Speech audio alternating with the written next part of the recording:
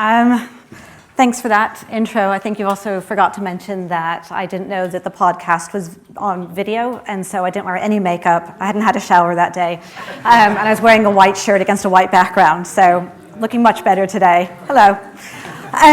What I want to talk about today is, as James said, my personal journey to finding some connection with people.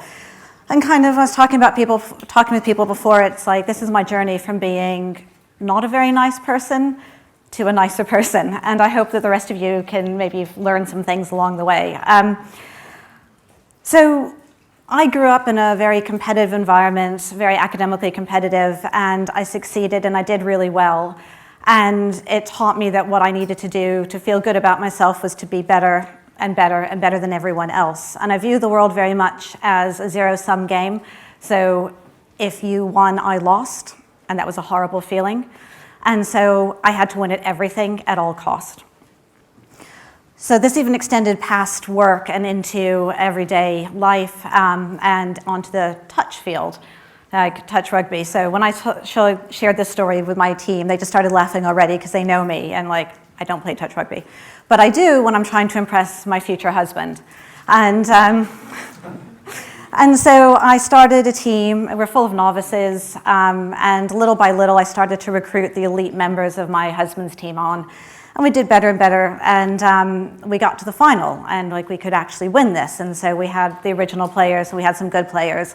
And as the game progressed, we started to lose, and I was like, no, dragging the original players off, putting all of the new good players on, and we won. I was like, awesome! I was ecstatic. Like, would anybody here have done that? You know, winning at all cost? Yeah. And so then I turned around, and the original team members were really upset. And I didn't understand why. And I mean, they didn't win, but the team won, so cool. And I wish I could say that at that point I realized my mistake, but I really didn't. And so then I carried on with my career in the same way. I did really well. As James says, I'm leading the world at this point. I did great things at another company. And I just actually felt worse and worse about myself because it was all about what I was achieving, and every time I achieved something, that meant I had to achieve that much more next time because that was where my value was. And it really felt disconnecting. There was lots of stress. I was feeling very empty inside. I started going to therapy. It kind of helped a bit, but then something happened, and for me, it was transformative in my career, and that was I had a really bad board meeting. It was with a new, very scary French chairman. And I showed up and I did my competitive analysis the way I always did, and I was ready for all of the praise I always got, and I didn't. And he's just like, what is this? That is just data. All you've done is giving me data. Where's the analysis? What's wrong with you people in this company? All you ever do is show data. I expect you to do my thinking for me. It's not my job to think for you. I was crushed is an understatement, because when you're always getting praise and you're always succeeding and you're even in an environment that you think you're going to succeed in, and that happens, it was like my world ended. The tears rose up, my stomach dropped, my face was flushed, and I just was like, I cannot cry. No matter what I do, I cannot cry, because then I'm going to be a little girl, I'm not going to be professional, everybody's going to think that I'm a horrible human being, basically. And I somehow got out of the meeting. I don't remember getting out, I don't remember getting out of the building, but I do remember as I just started sobbing. And I didn't just sob for that day, I sobbed for the next 4 days. And the different members of the board would get in touch with me, and they were calling me, and they were texting me, and they wanted to make sure I was okay. But I didn't view it that way. I just thought they were like taunting me and tormenting me and like being very patronizing. And it was a really horrible, horrible place to be in. But like so much came out in those tears.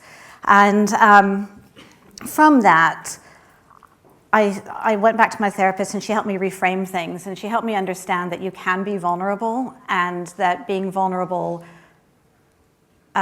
is really, really powerful. And it's from that vulnerability that you make connections with other people. And it's important that we make these connections because, as I experienced myself, the more successful you become, the lonelier it can be. There was a survey that came out recently that 27% of senior leadership feels lonely. And then there was another survey about CEOs, and over half of CEOs feel lonely. And if you're on this course and this path, it's going to happen to you. And it really matters because loneliness causes a premature death at the same rates as obesity and excessive drinking. It increases your likelihood of a premature death by 30%. So following on from what Lauren was talking about, like, it matters to make these connections with people. It matters. And you don't want to die early. And if you're a man, you don't want to kill yourself because it's the number one cause of, suicide is the number one cause of death for men under the age of 50. And looking in this room, there's a lot of men here, and it's about making those connections and being vulnerable. So I'm completely running out of time, but I'm just going to take extra time, and I don't know what's going to happen. Maybe. How was that? You got me now. Yeah, I know, but I have about 3. Okay. So, and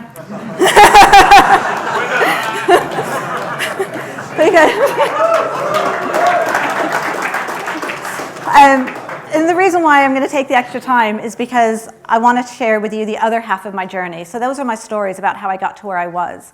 But what I also learned are some techniques that I think you'll find really helpful, and I would encourage you to use in your lives.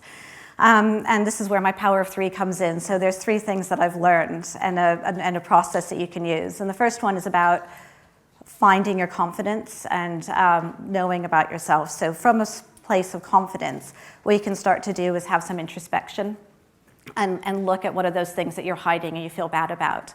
And then the third thing is from that place being able to be vulnerable. And it's a circular process. So the first one is with the confidence that you need to be able to feel pretty good about yourself to start looking at the things that you don't like.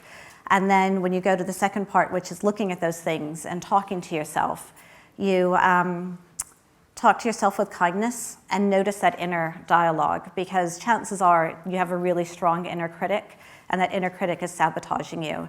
So just being aware of the fact that you're speaking that way to yourself will make you stop it. And start imagining, would you speak to a loved one the way that you speak to yourself? And chances are you wouldn't. And so why are you speaking to yourself that way?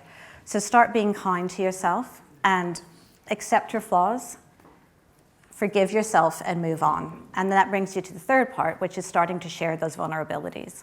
And that can be really small things like telling your team that you're nervous rather than trying to say that you can do it all.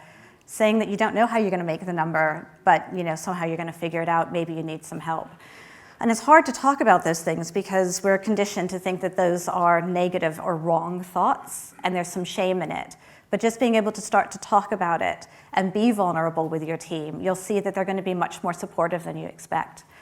And when you have that support, what it does is it builds your confidence, and people start to see you for who you are, and you start to see people for who they are, and you start to feel much stronger about that.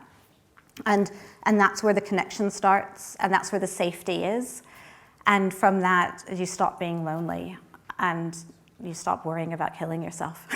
And you're able to come and stand up in front of a load of people and tell them about some of your darkest secrets and worst days. And so I'd really encourage you all to make those connections. And so start with some confidence, be introspective and kind, and share your vulnerabilities. Because in the end of the day, winning at all cost is just fleeting. But the connections that you make with other people, the careers that you nourish, and the jobs that you create, that lasts a lifetime.